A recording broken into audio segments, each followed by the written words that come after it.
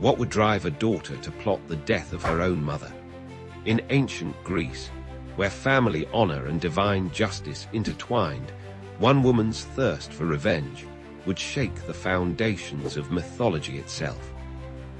Our story begins in Mycenae, a mighty kingdom of ancient Greece, where Princess Electra's world shatters in a single night. Her father, King Agamemnon, returns triumphant from the Trojan War, only to be murdered in his own palace. The killers, his wife Clytemnestra and her lover Aegisthus.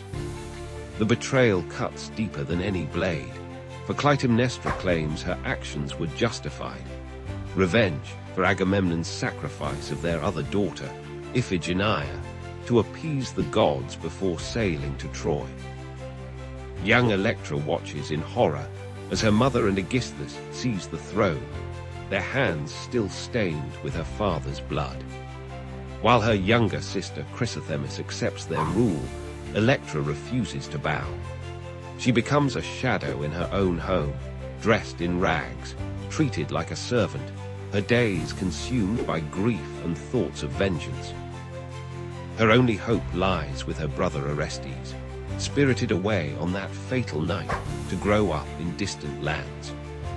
Years pass, but Electra's resolve never wavers.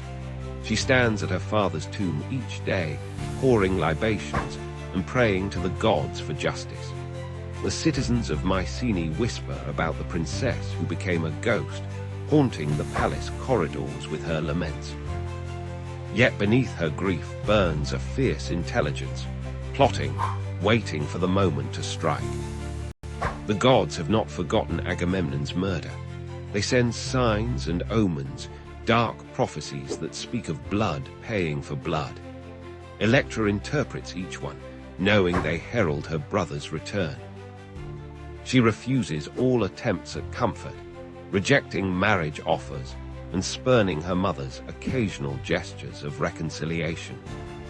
In her mind, only one payment will satisfy the scales of justice. Then one day, strangers arrive at the palace bearing news that chills Electra's heart. Orestes is dead, killed in a chariot accident in distant Phocis. Clytemnestra barely conceals her relief, while Electra's world crumbles anew. But fate has another twist in store. Among the strangers is a young man who reveals himself to be Orestes himself, alive and returned in disguise. The reunion of brother and sister becomes a council of war.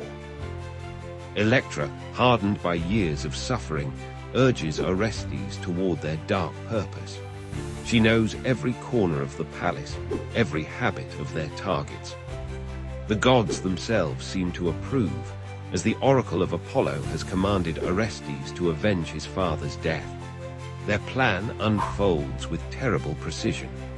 Orestes gains entry to the palace, still disguised, while Electra watches and waits. When Clytemnestra hears of her son's supposed death, her guard drops. The moment arrives, and Orestes reveals himself. Confronting his mother, he faces the ultimate test. Can he strike down the woman who gave him life? Electra's voice rings out, urging him on.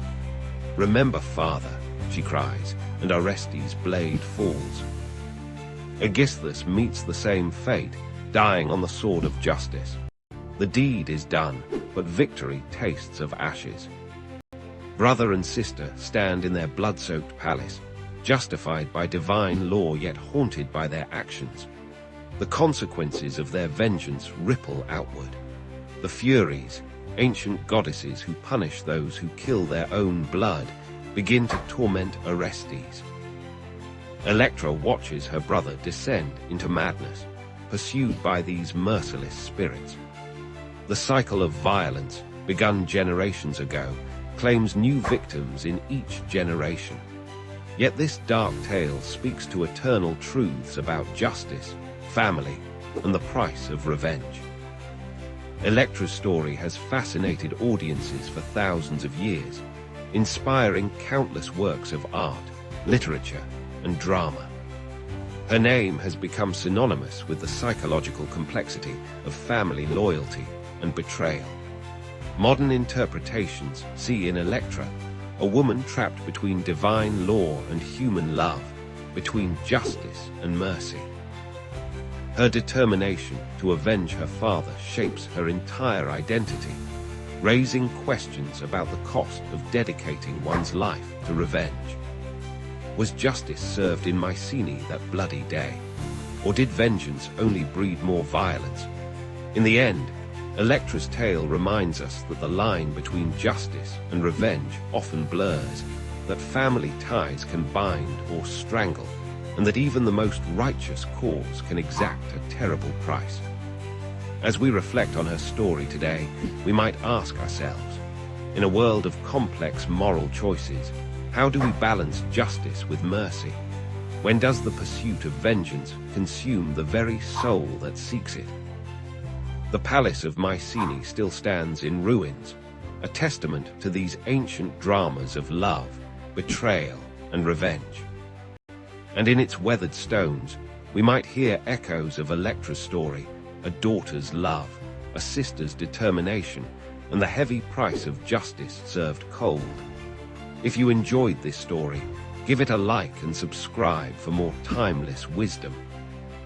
New stories every week. Don't miss out. Thank you for watching.